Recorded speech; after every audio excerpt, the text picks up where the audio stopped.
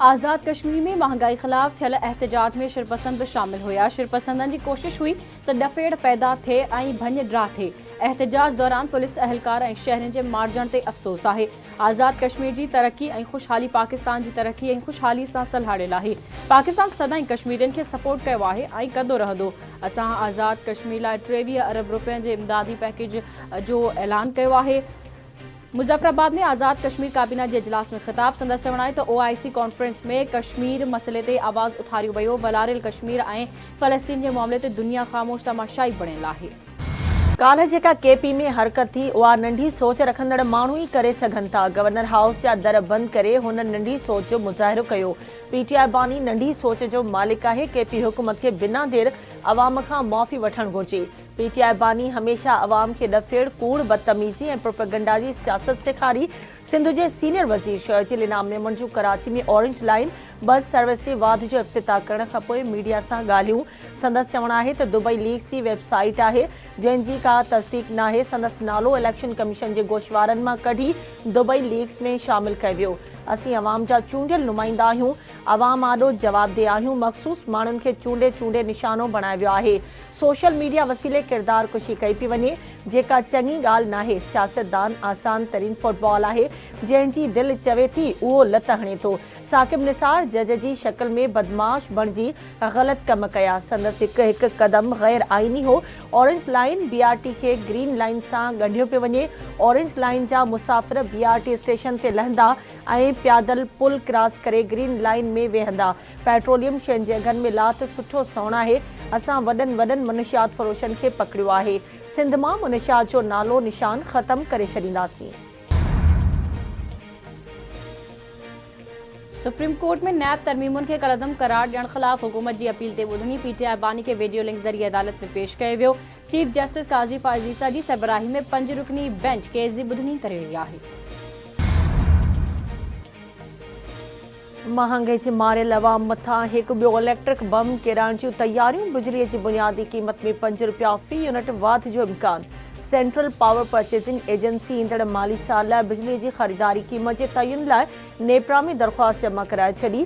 दरख़्वास्त में बिजली ख़रीदारी जो काथो 3,580 अरब रुपयनि ताईं लॻायो वियो।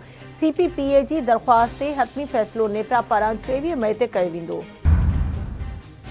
लाहौर हाईकोर्ट इसहाक डार जे नायब वज़ीर आज़म तौर मुकर्ररी ख़िलाफ़ दाख़िल दरख़्वास्त ख़ारिज करे छॾी। इसहाक डार दरख़्वास्त गुज़ार मौक़िफ़ अख़्तियार कयो त हू सेनेटर इसहाक डार परॾेही वज़ीर जे उहिदे ते मुक़रर आहे। आइन में नायब वज़ीर आज़म जो उहिदो नाहे।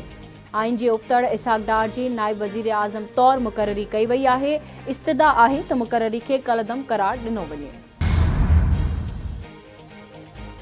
पनियाकिल में घर मां हथियारबंदनि सां अगवा थी वियल ॿारड़ो मोहम्मद हुसैन आरई बाज़ियाब न थी सघियो। मग़वी ॿारड़े जी बाज़ियाबी लाइ 3 ॾींहं बि शटरबंद हड़ताल। कारोबार बंदि थाणे अॻियां एहतिजाजी धरणो। मग़वी ॿारड़े खे बिना देर बाज़ियाब करण जो मुतालबो। खानपुर मोहल्ला घोटकी ज़िले के मुख़्तलिफ़ थाणनि की पुलिस जो ॾोहारियुनि की गिरफ़्तारी लाइ सर्च ऑपरेशन। पुलिस ॾोहारियुनि जा घर ड्राहे पट करे छॾिया। शक की बुनियाद ते 5 ॼणा गिरफ़्तार। पुलिस अटालन सुहांजड़ो बोज़दार पीरबरी गोपो पिताफी समेत ॿियनि इलाइक़नि में ऑपरेशन कयो। खानपुर वेझो मच्छी जे फार्म ते सुतल 2 चौकीदार मुबैना तौर अगवा। हथियारबंद मोहम्मद सालेह अब्दुल हमीद पहोड़ के अगवा करे विया। वारसुनि जो चवण आहे त चौकीदार मच्छी जे फार्म ते सुतल हुया। रात खेनि देर सां अगवा कयो विया आहे। कश्मीर वेझो मास्को थाणे जी हद सिंध पंजाब सरहदी दंग कचे मां हफ़्तो अॻु अगवा थी वियल पंजाब वासी पोरियत असलम पंजाबी बाज़ियाब न थियो। मुग़वी जी बाज़ियाबी लाइ धाड़ियलनि वारसनि खां 1 करोड़ रुपया भुंग तलब करे वरितो। बख्शापुर थाणे जी हद मां 15 ॾींहं अॻु अगवा थी वियल पंजाब वासी गुलस्तन मलिक बाज़ियाब न थी सघियो। वारिस परेशान। धाड़ियलनि मुग़वी जे वारसनि खां 50 लख रुपया भुंग तलब करे वरितो। भुंग जी रक़म नमलनि जी सूरत में मुग़वी खे क़त्ल करे लाश दरिया में लोढ़ण जी धमकी।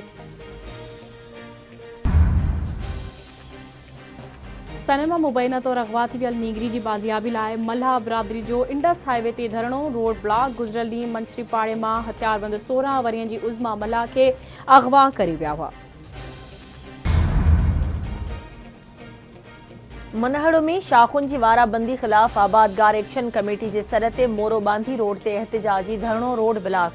ट्रैफ़िक मुअत्तल। आबादगारनि मुतालबो कयो आहे त मनाड़ो ऐं सन शाख़ुनि में हथरादू वारा बंदी ख़त्म करे शाख़ुनि में पाणी छॾियो वञे। ॿी सूरत में धरणो जारी रहंदो। कश्मीर ऐं भरपासे वारनि इलाइक़नि में उरड़ी जी वबा ते ज़ाब्तो न आयो। वधीक हिकु नींगर फौतियुनि जो अंग 3 थी वियो। ईदगाह पाड़े वासे नींगर रेहान बुरड़ो उरड़ी विघे फौत थी वियो। हिक ई घर में 5 ॿारड़ा उरड़ी में मुब्तला। सिहत खाते के जोगा कदम रखिया। अमरीकी सदर जो बाइडन ने अॻूणे सदर डोनाल्ड ट्रंप जो पहिरियों मुबाहिसो 27 जून ते थींदो। जो बाइडन ऐं डोनाल्ड ट्रंप मुबाहिसे जी दावत क़बूले वरिती। परॾेही ख़बरूं इदारे मूजिबि जो बाइडन ऐं ट्रंप जो ॿियो मुबाहिसो सेप्टेंबर में थींदो। अमरीका में सदारती चूंडूं 5 नवंबर ते थी वेंदियूं। ऐं सिंध ऐं पंजाब में ईंदड़ 5 ॾींहनि दौरान हीट वेव जे 3 स्पेल्स जी अॻकथी। NDMA मूजिबि पहिरियों हीट वेव जो ख़तरो सिंध में उमरकोट, थरपारकर, टंडो अलायार, मटियाली, जॾहिं त पंजाब में बहावलपुर ऐं रहीमयार खान में आहे। 15 खां 30 मई दौरान इन्हनि इलाइक़नि में गर्मी पद 40 डिग्री सेंटीग्रेड ताईं पहुची सघे थो। हीट वेव जो ही पहिरियों स्पेल 2 खां 3 ॾींहनि ताईं जारी रही सघे थो। मई जे आख़िर या जून जे शुरू में ॿिए हीट वेव जो ख़दशो आहे। जून जे पहिरें 10 ॾींहनि दौरान 3 हीट वेव जो ख़दशो आहे, जंहिंमें थरपारकर, उमरकोट, सांगड़, बदीन ऐं खैरपुर ज़िला मुतासिर थी सघनि था।